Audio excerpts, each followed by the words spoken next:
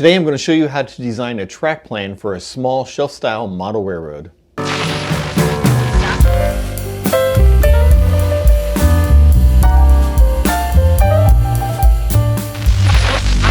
Hey everyone, how's it going? I'm Matt and I'm back with another video. In this video today we will be talking about designing a track plan for a small shelf-style modular layout. I had a lot of fun designing the plan for my 26th Street station. I wanted to walk you through the steps I took to make all that happen for myself on my model railroad, and hopefully get some ideas for yours. Designing a track plan for a small layout can be pretty difficult. You're limited very much by the space that you have available for you. And so I think there's some real careful consideration that has to be taken to just making sure it all fits right in. And so that's what this video is going to show you how to do. So let's take a look at how I got started designing this track plan. Alrighty, so one of the first things that really drew me to the 26th Street station as a potential future model railroad was this image right here. This is an image of the track arrangement of the 26th Street station in 1915. And you can see just how the size really kind of lends itself to model railroading. It's small, compact. I think in HO scale this can be modeled at full size at around 16 feet long. So it is a really sort of accessible, interesting plan. Ultimately, I didn't end up going with the 1917 plan. I ended up with a plan that looked much more like this. This is from 1935. This is a fairly good representation of the direction the real yard was going. As you can see, it's quite a bit larger than the previous track plan was. They ended up taking over 2 city blocks and expanding the yard out that way. We can see over here on the top we have 2 tracks going into the 26th Street Freight Stores building. Over here on the left hand side we have the 12th Avenue Freight House and a number of tracks and runarounds that are kind of positioned in this area right here. And there's some additional tracks down here to unload cars. We can see how the tracks are kind of really compact. We have sets of 2, sets of 2, sets of 2, and they're very close together. And this is to maximize the space in between tracks to allow for trucks to enter 26th Street yard and unload or potentially load boxcars from this kind of large open paved area here. So a boxcar could be accessible from one side depending on which track that the boxcar was on.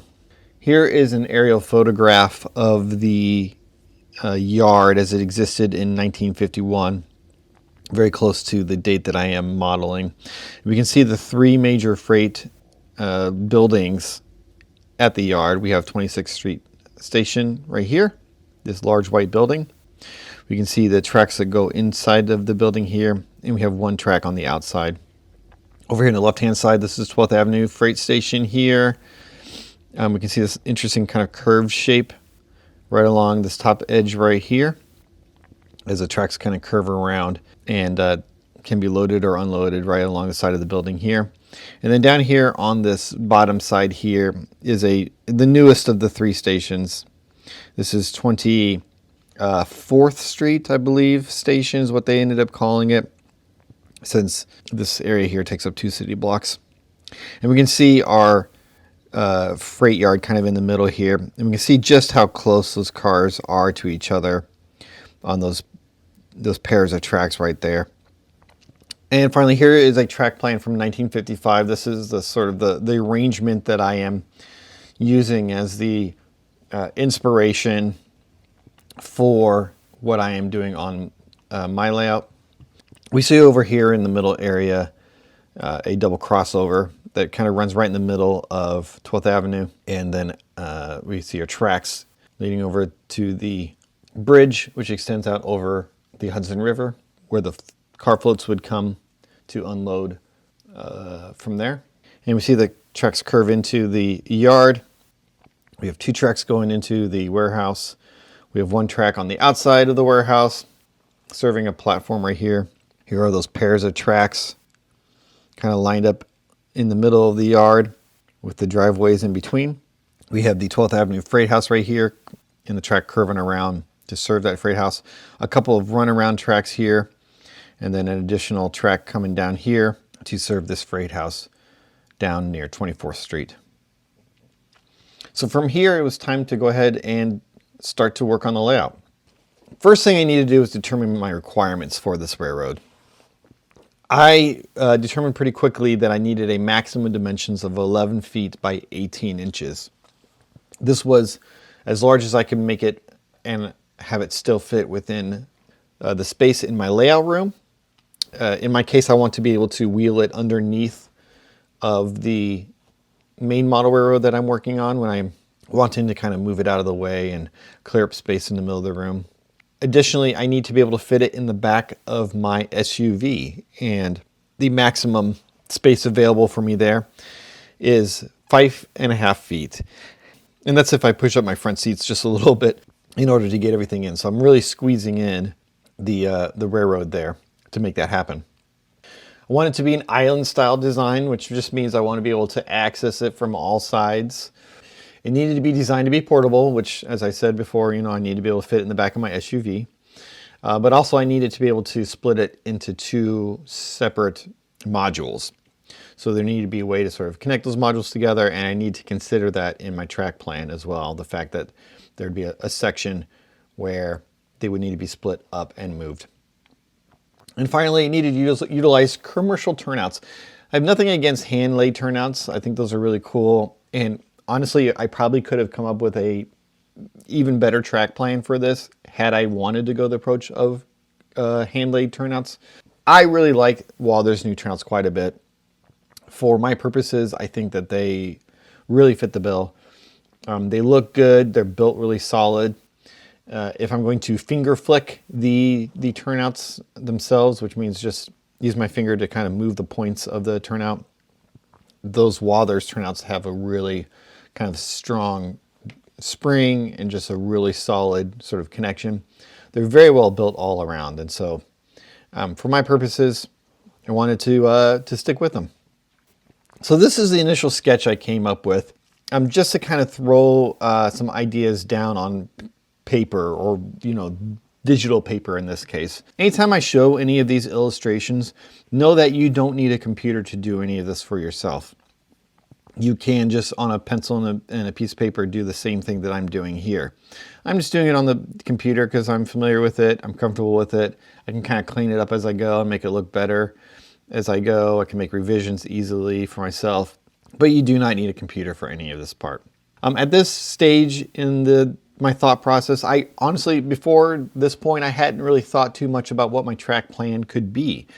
I knew I wanted to maybe do 26th Street Station one day, but I purposely stayed away from thinking about it too much because I knew that once I started down that route, there'd be no turning back. And so now that I've decided to finally give it a go, this was sort of my initial thoughts. Basically, it was going to be potentially 8 feet long at this point, with an additional 2 foot sort of removable staging track that would be, the car float itself would be removable. Similar to what Boomer Dioramas does with his shelf layout, where he has the car ferry that kind of can slide in and out of place on his layout when he needs it to be there. That's kind of what I was thinking at this point here. And I've got the 26th Street Freight Stores building here with a pair of tracks going in. Some yard tracks out here somewhere. Basically at this point I'm just trying to get an idea of like balance and overall how things looking. I also wanted to get a sense whether or not any of this will actually fit the space. So at this point I asked my good friend Isaac Fabris to take that initial design and lay it out in the computer just to determine, heck, is this thing even going to fit? Or should we even approach? Should I even continue with this approach? So at this point, he took it into AnyRail, which is a computer program that you can utilize for designing model railroads, and laid out with sections of Walther's turnouts, and determined that yeah, it'll fit. We can definitely make this work. And he did a couple initial designs couple initial takes on it just to see where that split in the modules would end up being. In this case, I was thinking I would have at this point two 10-foot or two 5-foot modules, making an overall 10-foot long layout. The section over here on the left is where the car float would actually be. At this point, I had just determined for myself that let's go ahead and model the car float as opposed to having it be a staging cassette. You know, I'd like to see it kind of sitting in the water as part of the scene itself. But anyway, he arranged the tracks in a couple of different ways to determine whether or not, you know, we could fit everything in and how that might end up looking. You know, we were just taking a look at where do we place turnouts so that I don't have turnouts over that module split area right there. So we can see we're getting pretty close up here in this top portion here where this turnout is. And then in the second one, he made some adjustments to kind of make it work a little bit better, but it really shortened up the lead track for this runaround here to the point where you would only be able to fit an engine on that track versus an engine in a couple of cars like what we're seeing in the top view here. But I knew that we were on the right track, so I proceeded forward from there. So here's my first big design revision to the track plan based on sort of the exploration that had come before it up to that point. Major changes were I decided to forego having two tracks going into the freight station up here at the top. I know that prototypically that's how it was arranged. However, I wanted to maximize the amount of yard space available to me, and that really meant reducing the number of tracks going into the station there. And I took this track and I flipped it around so we didn't need to access it from the lead track here in the back anymore. That could be shorter and we'd be fine.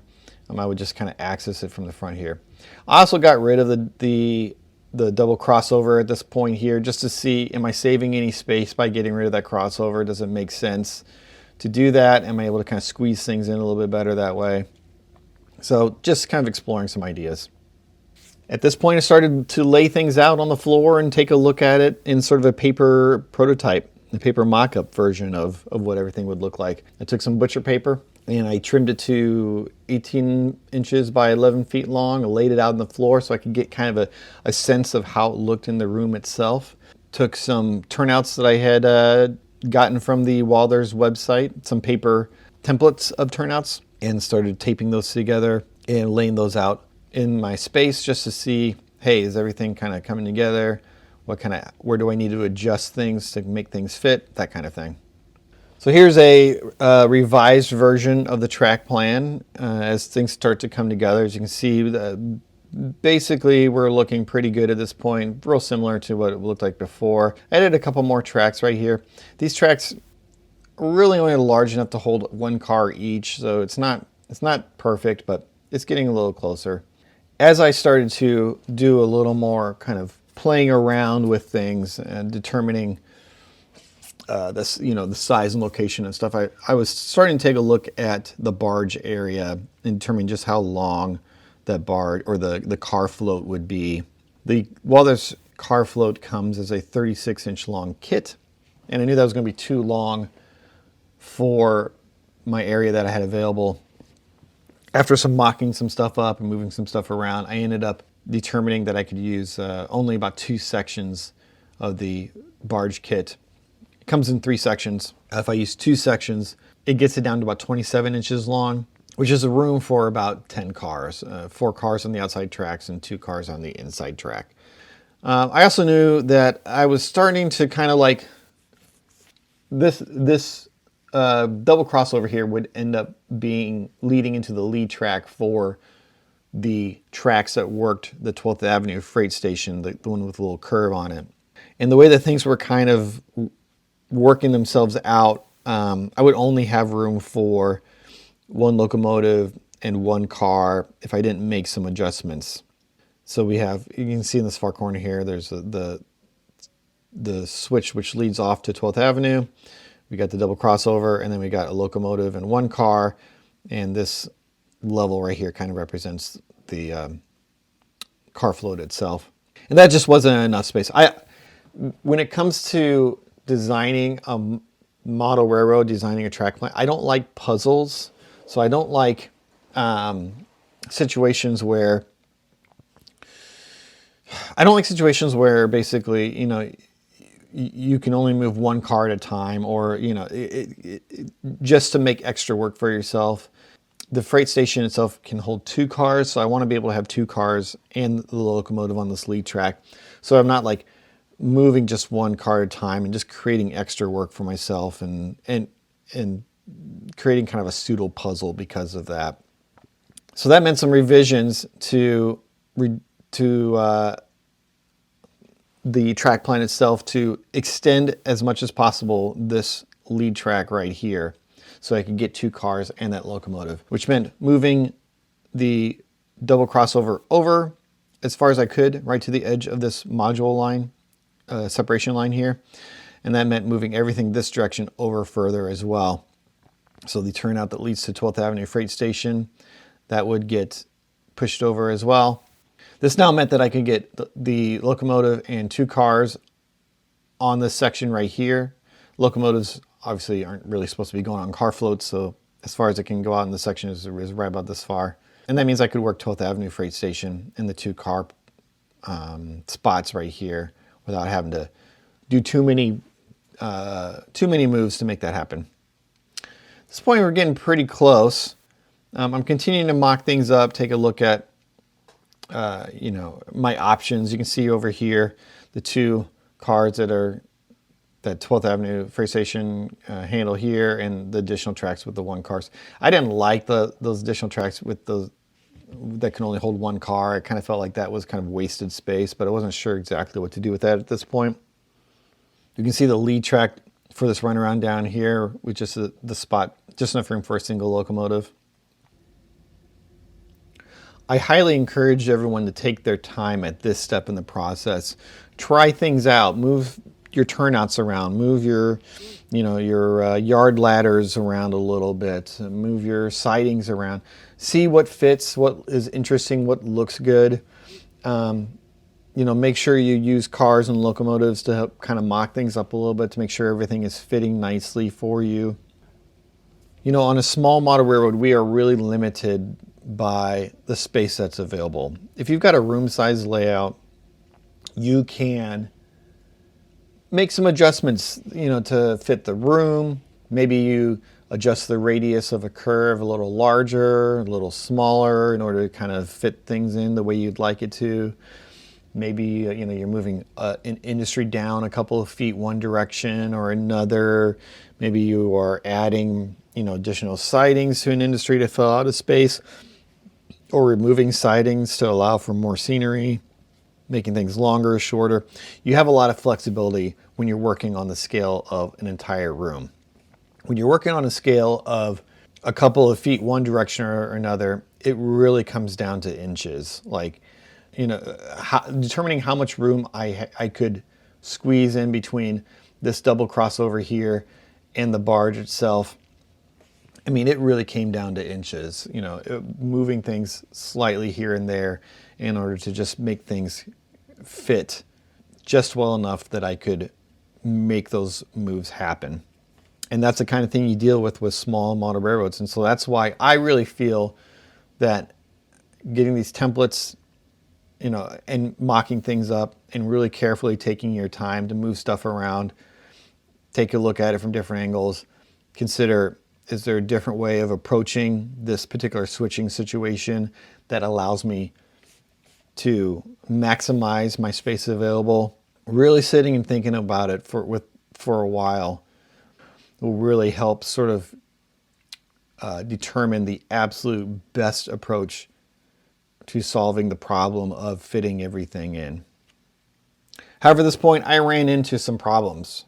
My desire to use commercially available turnouts means that I am kind of locked in. And we can see right here the center line spacing between the double crossover, which we can see here in the bottom of this image, and the car float itself. This is the float bridge right here. You can see that it's off. And if we take a look at this photograph right here, we can see the barge in the foreground here going onto the bridge apron. It's off by quite a bit. And I would have to kink the track somewhat from the double crossover to widen it out so that it fit this bridge. My other options were to resize the bridge and resize the car float in order to make this happen. I didn't really want to do that. A custom double crossover, I certainly didn't want to do that. This wasn't looking too good for me. This is the kind of thing that you run into when you're... I was hoping that Walthers would have made their double crossover the same track spacing as the barge. It looked pretty close from pictures, but as you can see right here, was not close enough at all.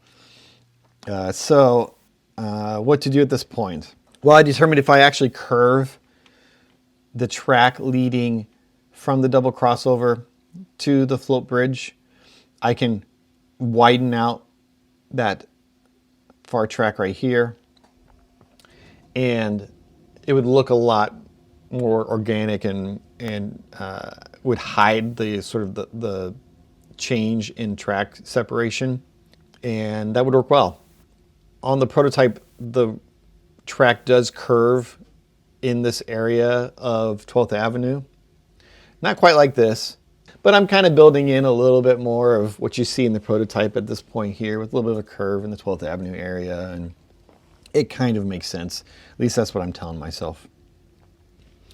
So this is my final track plan. And you can see I've made a few additional changes. I've actually got more room in that 18 inches than I thought I did.